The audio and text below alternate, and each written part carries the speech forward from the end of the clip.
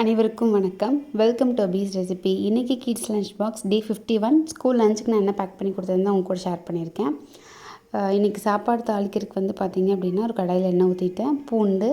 பூண்டு சாதம், இது கூட வந்துட்டு கொஞ்சம் பச்சை மிளகா, கருவேப்பிலை, கொத்தமல்லி சேர்த்திருக்கேன். பூண்டு வந்து ஒரு 6-7 பல் வந்து நல்லா பொடியாக கட் பண்ணி சேர்த்திருக்கேன்.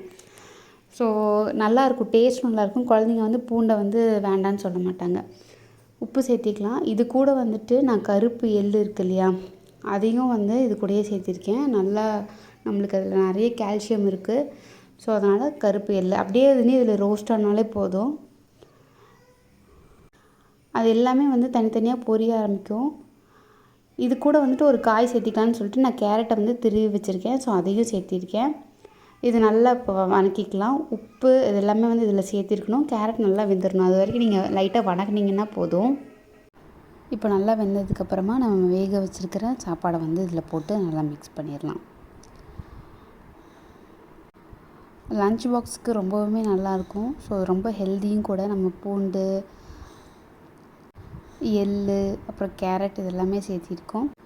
ஸோ எள் நீங்கள் வந்து உங்கள் குழந்தைங்களுக்கு நீங்கள் எப்படி கொடுப்பீங்க அப்படின்னு சொல்லிட்டு கீழே கமெண்ட்ஸில் சொல்லுங்கள். எனக்கு ரொம்ப யூஸ்ஃபுல்லாக இருக்கும். எள் பொடி செஞ்சால் வந்து தேவ் அந்தளவுக்கு சாப்பிட மாட்டாங்க. ஆனால் இந்த மாதிரி ரைஸில் ஹோலாக போட்டு கொடுத்தா சாப்பிட்டுக்குவாங்க. டேஸ்ட்டும் வந்து அவங்களுக்கு பிடிக்கும். அதாவது பூண்டு கூட சேர்த்து கொடுத்தா நல்லாயிருக்கும். ஒரு டிஃபன் பாக்ஸுக்கு இதுதான். இன்னொரு டிஃபன் பாக்ஸில் வந்துட்டு சோயா சங்க்ஸ் போட்டு அதை ஃப்ரை பண்ணிடலான்னு சொல்லிட்டு ஸோ கடுகு, சோம்பு, பூண்டு சேர்த்திருக்கேன். மஞ்சத்தூள், காரத்துக்கு வந்து மிளகாய் தூள் சேர்த்திருக்கேன், ஜீரகத்தூள் சேர்த்திருக்கேன், உப்பு சேர்த்திருக்கேன். இந்த எண்ணெயிலே இது லைட்டாக ரோஸ்ட் ஆனதுக்கப்புறமா வேக வச்சு நல்லா புழிஞ்சிருக்கிற சோயா சங்க்ஸை வந்து இதில் ஆட் பண்ணிக்கலாம். இதுவும் நல்லா வந்துட்டு ரோஸ்ட் பண்ணிடலாம். அப்போ தான் வந்து இதில் எல்லாமே வந்து சேரும். அவங்களுக்கு வந்து மத்தியானம் சாப்பிடும்போது கொஞ்சம் நல்லாயிருக்கும். ஸோ இதுதான் வந்துட்டு இன்னொரு டிஃபன் பாக்ஸில். ஸ்நாக்ஸ்க்கு வந்து பார்த்திங்கன்னா வாழைப்பழம் தான் வச்சு கொடுத்தேன். ஸோ இன்றைக்கி லன்ச் பாக்ஸ் வந்து இதுதான். உங்கள் வீட்டில் உங்கள் குழந்தைக்கு நீங்கள் என்ன பேக் பண்ணி கொடுத்தீங்கன்னு கீழே கமெண்ட்ஸில் சொல்லுங்கள். இந்த வீடியோ உங்களுக்கு பிடிச்சிருந்துச்சுன்னா ஒரு லைக் கொடுங்க.